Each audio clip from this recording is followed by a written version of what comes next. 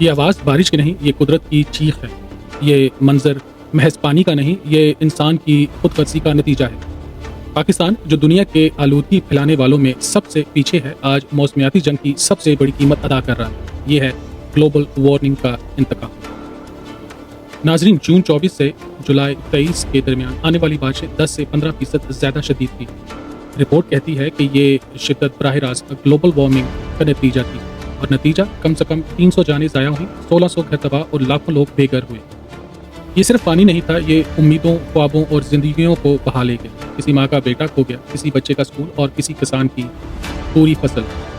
یہ وہ وقت ہے جو ہم اس جرم کے لیے ادا کر رہے ہیں جو ہم نے کیا ہی نہیں۔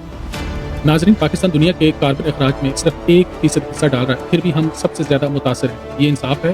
دنیا کے بڑے ممالک فیکٹریوں سے دھواں اگلتے ہیں اور قیمت ہم اپنے گھروں اور جانوں سے ادا کر رہے ہیں۔ ماہرین کہتے ہیں کہ اگر ہم نے فوراً اقدامات نہ کیے، بہتر نکاسی آب، مضبوط مکانات اور سرسبز توانائی کی طرف قدم، تو آنے والا ہر سال پچھلے سال سے زیادہ خطرناک ہوگا۔ یہ صرف قدرت کا امتحان نہیں، یہ ہمارے عزم کا بھی امتحان ہے۔ اگر آج ہم نہیں جاگے تو کل شاید دیر ہو جائے۔